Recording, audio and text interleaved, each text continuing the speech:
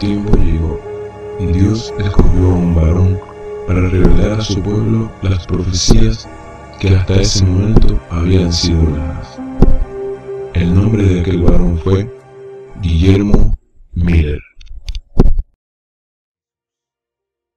Guillermo Miller nació el 13 de febrero de 1782. Cuando era un niño, vivía en una finca al este de Nueva York. Al morir sus padres, él heredó esa finca. De joven siempre se destacó por ser un estudiante muy diligente. Prestaba libros y no perdía la más mínima oportunidad para estudiar. En la noche, cuando sus padres se retiraban a descansar, Guillermo se levantaba en silencio, tomaba un libro, se acostaba frente a la chimenea y estudiaba. Una noche, su padre lo sorprendió y lo amenazó con golpearlo si no dejaba ese hábito ridículo de estudiar y si no descansaba. Miller tenía una formación religiosa sólida, pero se unió a la multitud equivocada. Sus amigos eran deístas. Esta gente dejaba a un lado el estudio de la Biblia y tenía ideas vagas acerca de Dios y su personalidad.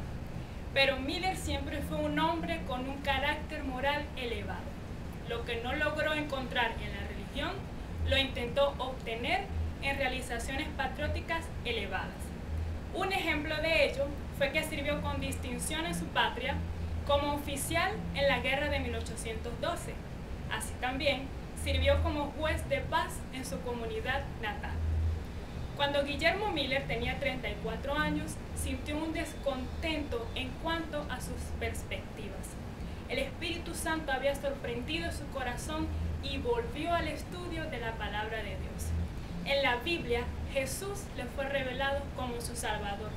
Había encontrado en Cristo la respuesta a todas sus necesidades. Decidió estudiar la Biblia cuidadosamente y establecer, si podía, la respuesta a muchos de los problemas que lo tenían perplejo. En su estudio, logró enfocarse en las grandes profecías acerca de la primera y la segunda venida de nuestro Señor Jesucristo.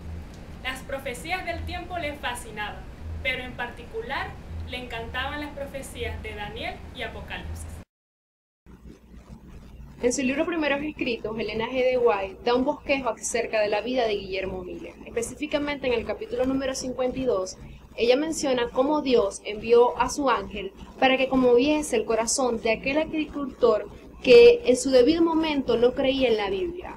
Guillermo Miller fue inducido a estudiar y escudriñar las profecías. Muchas veces los ángeles del Señor visitaron a Miller para ayudarlo a comprender y entender las profecías que para ese momento estaban veladas para el pueblo de Dios. A Guillermo Miller se le dio el primer eslabón de la cadena de la verdad. Y no se quedó solamente con ese primer eslabón, sino que investigó y fue uniendo eslabón tras eslabón hasta formar la preciosa cadena de la verdad. Aquel libro que él en su debido momento consideró no inspirado, llegó a ser para Guillermo Miller la más grande verdad. Para Guillermo Miller la Biblia fue su mayor gozo, su mayor verdad. Guillermo Miller descubrió en la Biblia que un pasaje daba respuesta a otro pasaje. Así que cuando no entendía un pasaje, simplemente encontraba respuesta ahí mismo en la Biblia.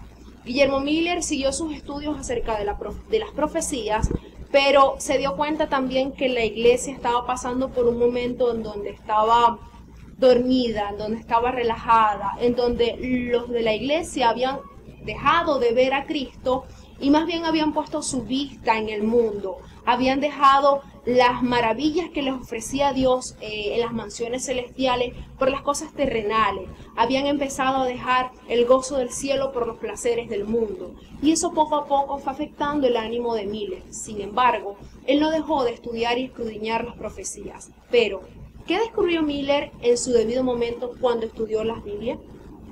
Las señales de los tiempos y la presente condición del mundo concuerdan con las descripciones proféticas de los últimos días. Estoy convencido que este mundo ha llegado a los límites del tiempo asignado. Cristo Jesús está a punto de regresar en toda su gloria. En el año de 1818, Guillermo Miller dedujo de que Cristo vendría entre el año de 1843 y el año de 1844. Sin embargo, pensaba, soy solamente un agricultor, ¿cómo las personas creerán mi palabra? Así se mantuvo durante 15 largos años. Sin embargo, le hizo una promesa al Señor y dijo, Señor, si tú vas conmigo, yo iré.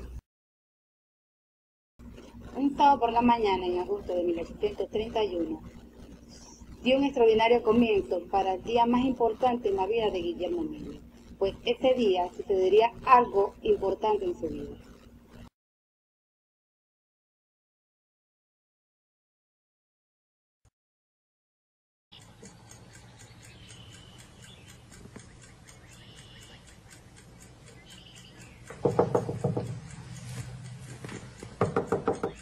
Pase. Sobrino, ¿qué pasa? Tío Guillermo, el pastor de nuestra iglesia no podrá predicar mañana. Papá me mandó que te pida que vengas y nos hables sobre lo que estás estudiando en la Biblia. Sobre las profecías y la segunda venida de Cristo. ¿Vendrás?